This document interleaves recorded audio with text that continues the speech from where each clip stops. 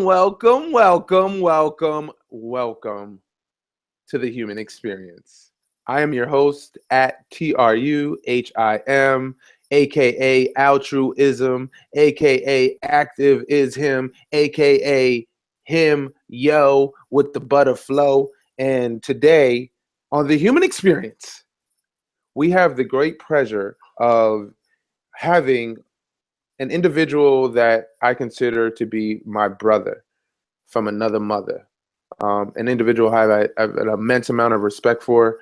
He is a world traveler, humanitarian, independent filmmaker, and creator of Inspire with Words, which is a website that is dedicated to Tim's personal search for inspiration and showcasing rather the most inspiring content from the internet. And through his search for inspiration, he has found many useful tips on how to live a happy, inspired life. Tim is starting a movement of inspiration and hopes that you will join. So, to the human experience world, expressing their compassion in action today is none other than my brother, Mr. Tim Howlin', my house on fire Schwartz. What's up, brother? How you doing, man? What's up, my man? Thank you for the little howl. I appreciate the wolf call. Hey, man. I just remember you. I remember you with them spirit hoods, you know what I mean? And you had the spirit of the wolf. And I remember a couple of times when we used to just hit the streets and just go off howling.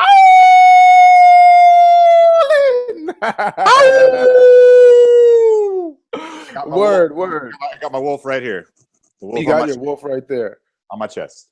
Oh, dope. See, that's what I'm saying. You're a wolf in action, ready to get it cracking and racking. So, please, tell the world a little bit about you. Well, I've always been a seeker for more profound insights in life, and I've been on a search over the last 5-6 years. I've been hunting for the most inspiring things in life, and I've found some really awesome things, from volunteering to traveling to you name it. I've got a useful guide for people to live a fun, inspired, happy life, and I'm here to bring it to everybody, and I'm really excited to share inspiration with everybody. Awesome. So, like, what was it that kind of where did this come from? Where did this inspiration or this way of being, like, how did that develop in you? I'm always on the hunt for seeking more inspiration. There's just been something that's not inside of me that didn't feel whole. So when you have that kind of that yearning inside your soul, it sends you on the hunt. And I've been on the hunt, the beautiful hunt for beautiful thing. And I've been lucky enough to really find some beautiful things, really, really, truly amazing things that I think people will appreciate. Okay, I can dig it. And here's one of the so I've known you for I've been living in LA for 6 years now. And I've known you all 6 years that I've lived out here in LA. Had the great fortune of being able to meet you through one of your old roommates, a dear friend of mine who I practice Buddhism with, individual by the name of Ko Messiah, was your roommate. And then I had the fortune of being able to meet you through him, and through the time that we've been able to come to grow and know one another. You have been one of the pivotal individuals in my life who has helped me in this journey in a plethitude of ways, whether it be having a couch to crash on, whether it be introducing me some new weirdo spiritual stuff, whether it be just watching you expand and grow and create. Actually, you're the individual that introduced me to the Skid Row community, by being able to help out with when the Saints go marching in, and the work that you were doing down there. Through that was around one of the first times that I really could say that I started to choose that activist lifestyle, which is due to you. So thank you. Appreciate that, man. Well, thank you. But interestingly enough, you're the person who introduced me to the person that got me into the Skid Row community. So the circle came full circle. So look at that. Yeah, Boom. man. Boom, boom, bow. Yeah, bro. And so with that, you know, being able to have individuals like you, such as yourself, in this world. Let's go a little deeper into your background, right? Because you know you have a very unique life. You've had the opportunity to do a lot of things based upon the family that you come from and your family dynamic. Uh, could we get into a little bit of that, a little bit of the background of that? And what would you like to know about my family? number one, well, actually, you know what? We don't even have to go all that deep into your family, and like you do actually have a amazing history, family wise. But you were able. What I would actually like to know is that you come from a background that was, uh, you've had a privileged life, and I wanted to know how growing up with privilege has helped to shape the way that you interact with the world. Sure. You know, I've been lucky enough to have a lot of resources in my life. And when you're given things and you have pretty much everything that you want, it gives you the ability to then help a lot more. And yeah, like I can basically say that, you know, my job is I work for God. God's my boss. And I've been lucky enough to find that path. Mm, awesome, awesome. So you know what? Actually, that actually goes into a great segue into pregunta número uno of the human experience. So just in case you don't know, on the human experience, we ask you 7 questions that allows you to express yourself in a compassionate manner, so that those viewing and watching and experiencing this will be able to experience the compassion that you have expressed, thus creating a compassion in action forum for the world to hear. And so the first question is, which do you trust more, your heart or your brain? I would love to say in true honesty that I trust my heart all the time, but I'm not going to lie. When I'm in tune with my intuition, my heart is shining. When my intuition is off, the brain kicks in. It's a balance. You know, when you're living a truly in sync path with God, you're shining through your heart. And I'm always yearning for that path. It doesn't happen all the time, but that's definitely my goal, is to trust the heart, man. The heart never lies. The heart never lies. Yeah, I know, right? If it'd be like, can you imagine if the world was operating from a paradigm where they thought from the heart, you know, and reacted, uh, reacting. Their reactions were based upon what they felt inside their heart, as opposed to allowing their brain and what they suppose as logic to dictate their actions. It would be a beautiful world. It's all about feeling, not thinking. And we're come from this thinking mentality, and we're shifting to a feeling mentality. Mm. Word, word. So as we let's continue on into pregunta número dos. All right. So is it better to have beauty or be beautiful? Well, I would say, you know, if you're beautiful, you have beauty. And the real beauty comes from inside, not the outside. But I truly feel if you're beautiful inside, well, guess what? You cannot be beautiful on the outside. And that's the beautiful thing about beauty, inner beauty. That is. The beautiful thing about beauty, yeah. So you know, it's really that. Like, I think what you were expressing, and I feel what you're saying is that the expression of being beautiful when you are enacting that beauty that you have within, then when you're being that in the world, there's no stopping it, there's no denying it, and there's no way you can quell that. And so then that means everything that you do is beautiful, to the world when you're being beautiful, as opposed to having beauty, which is an external thing instead of internal. There you go. A beautiful heart. The world sees it.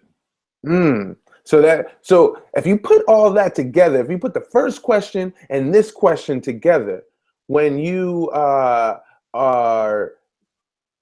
being beautiful within your heart, when your heart is pumping beauty, right? Then that what you choose to enact and do within the world then becomes beautiful. So that's the combination of the heart and it pumping life, pumping beauty into the world, so that way you can be beautiful. I like it. True that. I like it. I like it like that. All right. And so here's a good one. When was the last time you cried? The last time I cried was yesterday. Awesome. When I was listening to a song and I was singing along to the song and I shed some beautiful tears. So what all right, so now what was the song and what was it about the song that made those tears well up within you? Those tears of joy. Well, it's really funny because this song really ties in a lot to the first question you asked. It's a band called The Head and the Heart. Okay. You can't plan this stuff, my friend. You can't plan it. And it's called Rivers and Roads. I kind of look at it as a song about seeking spirit and going through rivers and roads to find spirit again. And I found it to be pretty moving, and let the tears fly, baby. Awesome. The idea of you said something very poignant in the fact that you talked about seeking spirit, right? And what that is, which actually goes into the fourth question, which is, since you have a seeking spirit, what are 3 words you think everyone should know in different languages? 3 words you should know in every language. All right. These are my top 3. Tim's top 3 words. Number 1, inspiration. Number 2, be fearless. And number 3, have integrity. Wait, so you're saying those are 3 words you should know in every language? Yes. Fearless, integrity, and inspiration? Yes. Okay. All right. Okay. So how would being able to say fearless, integrity, and inspiration in 3 languages, how do you think with your seeking spirit that would help you find that which it is you're seeking, if you knew those 3 words in every language? Well, I'll break it down like this. If you're inspired, you're in tune with spirit. If you're integrity, you're true with your word, you're true to yourself, you're true with God. And if you're fearless, you're on the path, you're on God's path, because nothing is stopping you. So they all relate to God, just in different ways. Being honest to God, being fearless to God, and being inspired by God. This isn't one of the questions, but this is just coming through me. What is your interpretation of God? It is the power that all of us have, connecting every one of us, that we all have inside of us. The true connecting energy that involves 7.5 billion people, that we all have a unique presence inside every one of us that connects us all together. So is it God an external thing or internal thing? What? It's both. It's in all of us, and it's outside of all of us as well. It's everything. What isn't God? All encompassing. That's that. I guess that's that omnipotent presence, huh? All right. Dope. So, what scares you, Tim? I'm going to be honest. Pretty much everything scares me. Uh, You're just one big walking scaredy cat, huh? yeah, but you got to walk through what scares you all the time, and just living. I mean, I'm not going to say this life is an easy experience. It can be I mean, waking out of bed every day, that's scary. Mm. But the process of doing it is walking through that fear. Don't let that fear stop you. Embrace that fear. Embrace what scares you, and just walk that path. And if you don't deny it, you'll be okay. It's just embracing it. Mm. Embracing it. Embracing it. So, all right. So just rewinding a little bit, and actually jumping back into your family experience. And actually, I would like you to elaborate on this a little bit more. So, um, you come from a what I would say like a old Hollywood family. Um, and could you explain a little bit more about that part of your family lineage? Sure. I've had a really successful family. My grandfather was Julius Epstein. He wrote Casablanca. I've got an uncle who's a criminal attorney. At one point, he was one of the top 10 criminal attorneys in all of LA. He represented Robert Downey Jr. when he was going through some tough times back in the day. I've got some cousins who are writers. They got nominated for Best Screenwriter for Capote. Also wrote Foxcatcher. So pretty much, and I've got another cousin who's the vice president of the Chicago Cubs. So yeah, success has definitely been all around me my whole life. So how does the success of your family and your ancestors, like how does that affect you in the actions that you take to manifest the things that you want to have manifested in the world? I mean, I'm happy that I have all these successful people all around me, but I'm kind of walking my own path in a way. Like I'm on a spiritual path, and not to say that they're not, but it's inspiring to have all these people around me that have done these things. But mine is kind of, I'm bridging the gap between spirituality and creativity, and Mhm. that's the path that's true to me. Mhm. The path that's true to you, and um, also within that path that is true to you. Now we have to talk about my mom away from mom, your actual mom, um, who's very near and dear to both of our hearts, and who I would have to say is one of the most eclectic and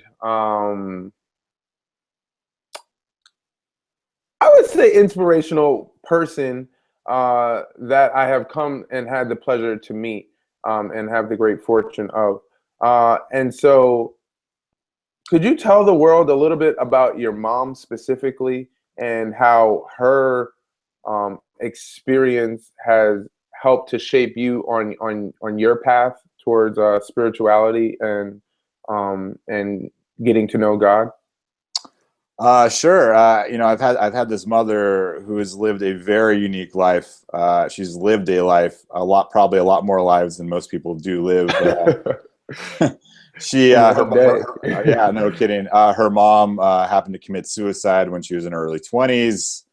She joined a cult, probably the most famous cult in U.S. history, the People's Temple, better known as Jonestown. She escaped a year and a half before the massacre. She recruited about, like I say, about, I don't know the exact number, but 15 or 20 people to this cult, and probably about 10 or 11 of those people died. Mm, Years later, after that, she met my dad. They had me, and then when I was 11, my dad died. So my mom's gone through a lot of troubled experiences, and I think that's really given her some wise interpretation of how she sees the world. And she's a people person. She's got this gift to make everybody around her feel comfortable. And that's a gift that, in my opinion, not many people have. She's reads palms, she does numerology, she does astrology. So she's a pickup artist. Not a pickup, True. right? Real. Not a pickup artist as in like, hey, I'm gonna get a boyfriend, but a pickup artist as in creating friends. She's probably one of the top 3 people I know in my life that's the ability to just make friends within seconds, and she's got a gift. Mm, mm. And so, like, how much of her gift do you feel resides within you and has to do with uh, the journey that you're currently on? It's definitely there. Hers comes different ways. Hers comes through, just talking to potentially random people and getting them engaged like that. Whereas mine is more of a artistic approach. It's engaging people through my art, and both my art and my mom's, instant connection with people. They have a lot of similarities, as my art will engage people very quickly, and my mom's in the spot persona will engage people pretty instantly. So yeah, there's definitely a lot of similarities between the both of us. It's just it comes in different ways.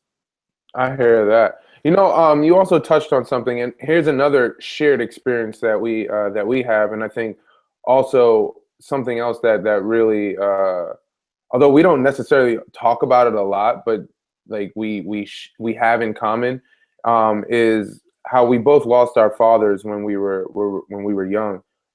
You lost yours at 11, and I lost my dad when I was 12, and I know uh, that through my years of growing up, and losing my dad at such a pivotal time within my life, when just stepping into my teens um, and evolving and trying to grow as a young man in this world, there was often times when I know that I missed having my dad within my life, because I wasn't able to get some of those shared experiences. Like I'm the youngest of 11 kids. And so, all of my brothers and sisters have had the opportunity to have my dad teach them how to drive, which is a big thing within my family because we love to drive, and we get that from my dad. He was always on the road, always driving, and so I missed out on that shared experience that my brother had. But then within that, I've known that I've always felt the spirit of my father with me and watching over me in very specific instances. So could you share um, how the passing of your dad at such a young age has affected your life? Yeah, losing a parent at such a young age, especially a father figure, what fathers do, I shape in kids is kind of like guidance. And I've been on this very unique path in my life where I really haven't no one's really told me what I can or can't do. I've kind of lived this path where I could pretty much do whatever I want, which is awesome. Lucky fucking you. Which is awesome. But a little guidance can steer you and maybe help you to not make some mistakes. And definitely, I've made mistakes for sure. So not having that, father figure in my life has definitely set me on the path to seek a mentor. I can't say I've really even found a mentor yet, but really the best guidance comes from your internal compass, your intuition, and I've tapped into that at times. But yeah, losing a parent is tough, but it also shapes you to become someone who's independent and can also help others who have lost potentially parents as well. Mm. Now, have you had? I know I've had specific instances where I know the spirit and presence of my dad has has been with me and watching over me. One in particular, I remember back when I was first acting, or when I moved out here and I was acting, and my dad was a man who was a janitor. He was from Savannah, Georgia. Had a probably maybe third or fourth grade education, um, and and couldn't read that well, or if not at if he could even read at all. I remember specific times, like my dad was such a smart dude, right? He was such a slickster. So I would come home from, I remember vivid memories of when I would come home from school and he'd be like, oh man, hey, he's like, show me what you learned today. Let me see how you learned today. And he would give me like a piece of mail and have me like read the mail to him. He's like, oh, let me see how good you can read. And really, after a while, I started to get it. I was like, oh, this dude is tricking me to try to get him for me to read the mail to him in the guise of, hey, let me see what you learned today. And so I was like, so I'd be like, so that was the kind of guy my dad was. And so fast forwarding, he was a janitor as well, right? And so he had the fortune of being the janitor in the building where Howard Stern used to do his radio show. So my dad used to go on the Howard Stern show and play characters on the radio, as well as when Howard Stern had his TV show, Ted the Janitor. And so when I moved to LA, I was working for a infamous technology company. Everybody has their phones, uses their computers. I'm recording the human experience off of one of their computers. And so as I was working in that store, I had a friend who is an agent, and one of his clients came into the store, and one of the clients, it was Howie Mandel, basically, right? And Howie Mandel came into the store. The day before that, I had just had a conversation because it was my friend's birthday, and my friend was telling me about Howie Mandel. Lo and behold, I go to work the next day and Howie Mandel comes into the store. And I'm like, oh, wow, that's crazy. And so make a long story short, so Howie Mandel, I didn't speak to him that day, but then he comes back into the store and I engage in a conversation with him. I come to find out that Howie Mandel's wife is also an agent. And at that time, I was looking for an agent. And so, so through that connection, I was able to get an agent based upon my friend knowing Howie Mandel, and then my dad, as I was sending her my information, I looked up and I saw there was a clip of my dad on the Howard Stern show with Howie Mandel. And so I sent that to my agent at the time.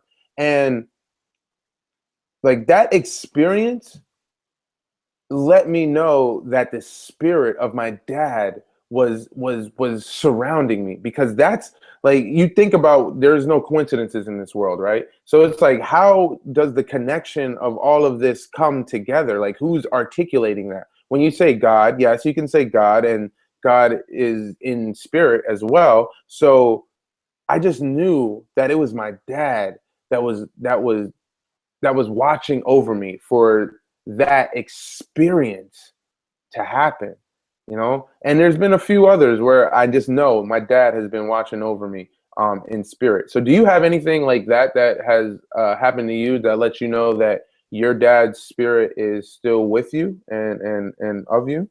Well, first I want to say that's a beautiful story, so thank you.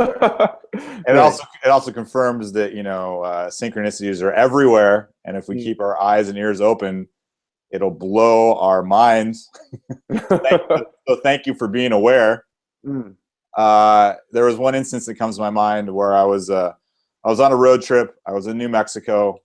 I didn't know where me and my friend were going to stay. We met some people in a hot tub, hot springs actually, and we were just, you know, chit-chatting with them, and they recommended that we go to this healing center and hostel, and it sounded like a very interesting place. So we ended up going to this place called the Abominable Snow Mansion in Arroyo Seco, New Mexico. And I ended up, you know, really having a really interesting encounter with the owner.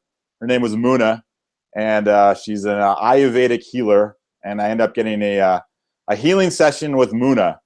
And, you know, she tells me who she studied under, and she actually studied under a doctor named Dr. Vasant Lad, who was like a Ayurvedic doctor in New Mexico. And actually a doctor that me, my dad, and my mom visited when I was maybe like 9 years old.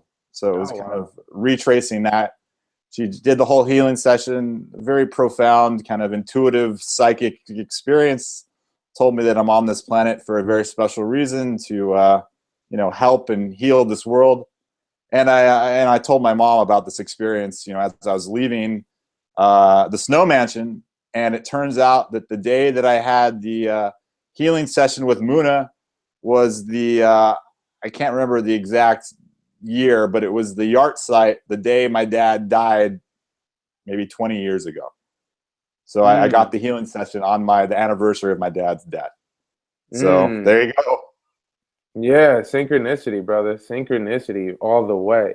So let's get into a little bit of Inspire with Words is your newest, latest, and greatest endeavor.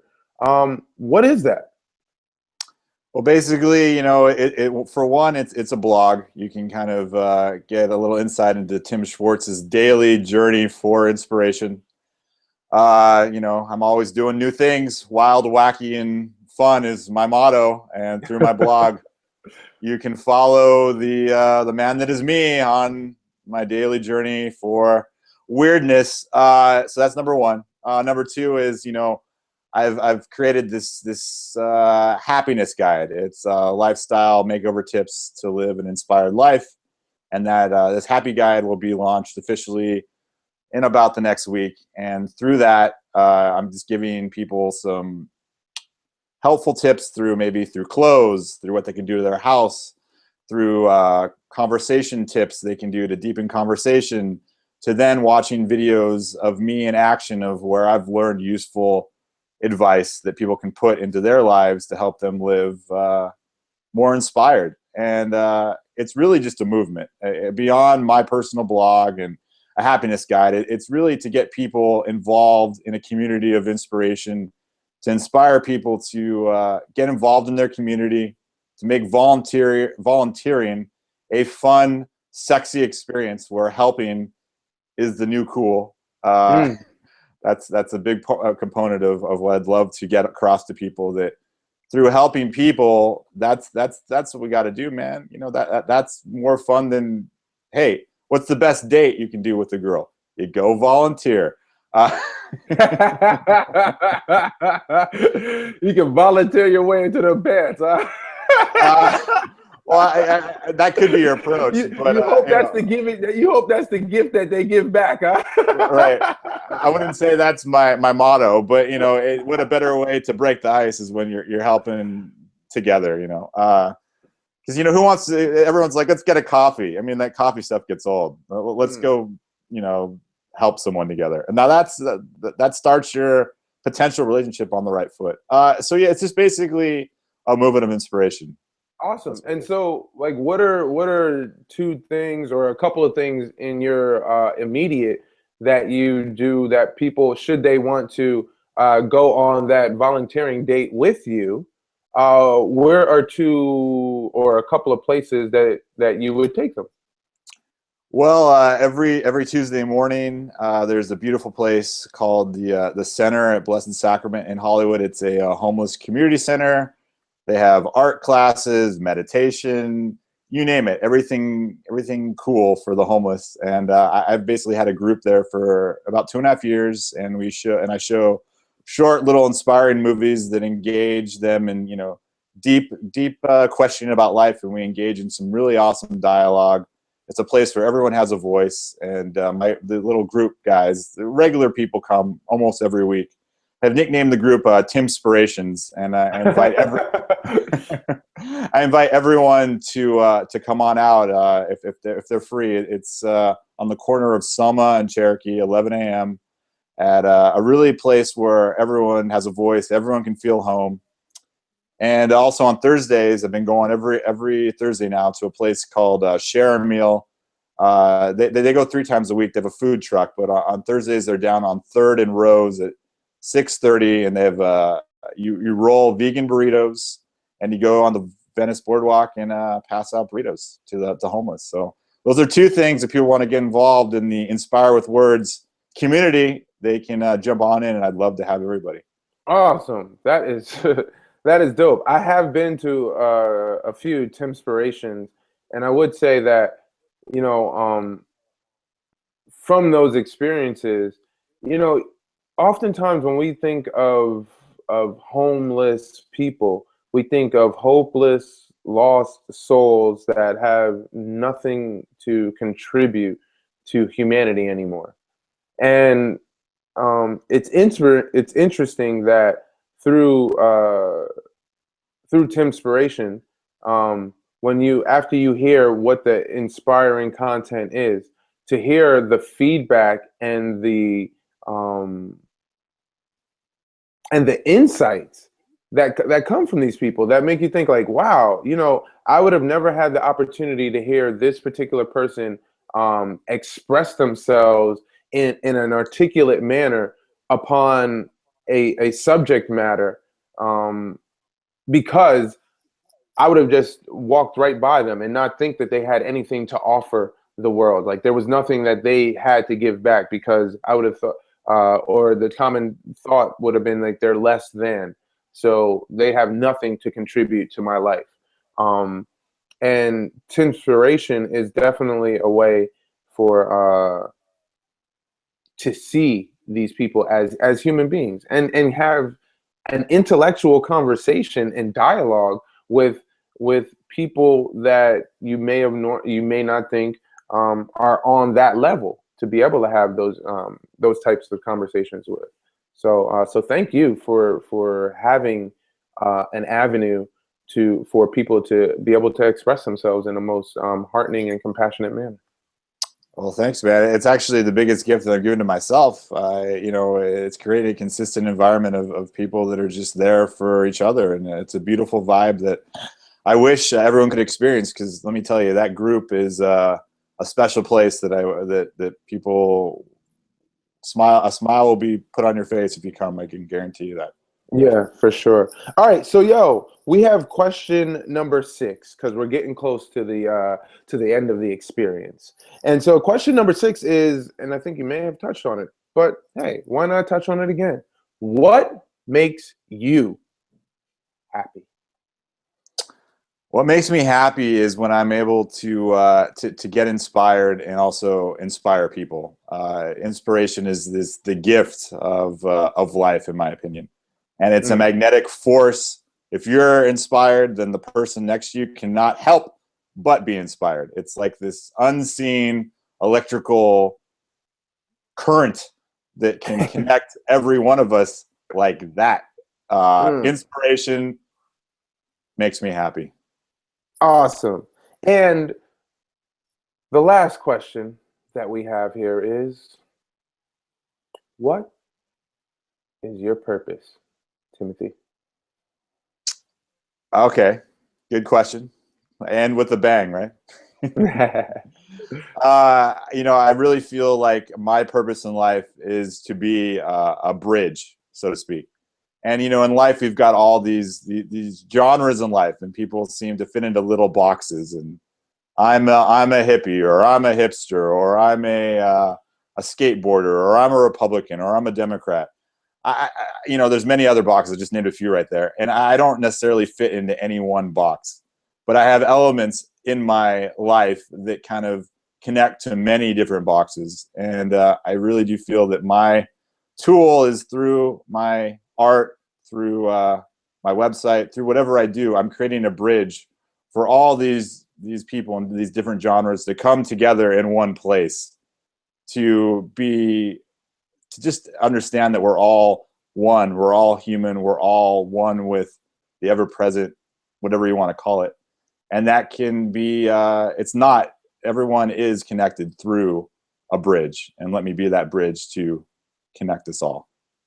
Mm. Okay, the bridge. To walk on across the bridge of inspiration, or Timspiration, as we like to put it. Walking across the bridge of Timspiration. You know, I would just like to take this moment out to say thank you once again, my brother, for choosing to uh, express yourself in a compassionate manner so that the people watching this are able to experience the overwhelming amount of compassion that resides within your heart, soul, and spirit. And and thank you once again for being a pillar and a staple in my life of support in all forms. I am greatly appreciative of that and have a humongous debt of gratitude towards you. And yeah, just thank you, bro. Like this is to watch and see your growth in the amount of years that I've known you, and see your expansion uh, from the movies that you've created to the groups that you have created to even your car, the Be Happy Prius. You know, all of those things that you do to touch, move, and inspire the world is definitely recognized by me, and I thank you for being the person that you are, and I hope that you truly know that you are a magnanimous and dynamic individual, just as you are, and by you just showing up as you are is a gift to those around you because of the light and the love that radiates from you, that howls out of you. And so thank you, brother. Thank you so much for being on the Human Experience. Why don't you plug your site and your social media and all that good stuff, man?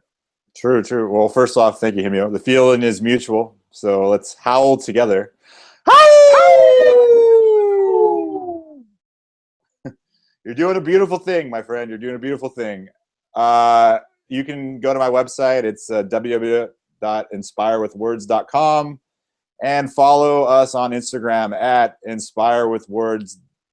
There you go. The Happy Guide will be free in weeks. So get your copy and join us on the Instagram. And let's all do our own sense of inspiration in whatever way we can, you know.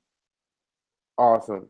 And so with that being said, you know, there was something that came to me this morning in a meditation, and it was